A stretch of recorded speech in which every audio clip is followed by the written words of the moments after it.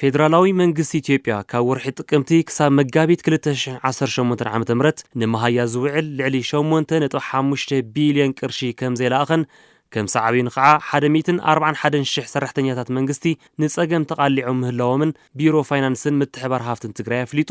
ካብ ቤት ግምጃ ፌደራላዊ መንግስቲ ኢትዮጵያ ንግዝያዊ ምምሕዳር ትግራይ ዝተመደበ ድጎማ በጀት እዚ ዓመት ልዕሊ 23.6 ቢልዮን ቅርሺ ከም ዝኾነ ቢሮ ፋይናንስን ምትሕባር ሃፍትን ትግራይ ሓቢሩ።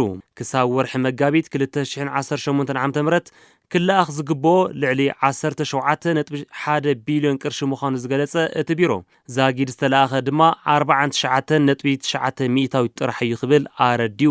ብምዃኑ እውን ልዕሊ 8.5 ቢልዮን ቅርሺ ግና ከም ዘይተለኣኸ እቲ ቢሮ ናብ ፌደራላዊ መንግስቲ ኢትዮጵያ ኣብ ዝጸሓፈ ደብዳቤ ኣፍሊጡ።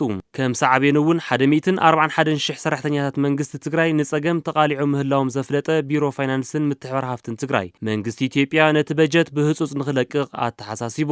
እዚ ከምዚ ኢሉ እንከሎ መንግስቲ ኢትዮጵያ ንልዕሊ 20 ፕሮጀክትታት መፈጸሚ ዘላቒ ልምዓት ዝውዕል ልዕሊ 844 ሚልዮን ቅርሺ ኣብ እዋኑ ከም ዘይለቐቐ እውን ቢሮ ፋይናንስን ምትሕባር ሃፍትን ትግራይ ወሲኹ ኣፍሊጡ።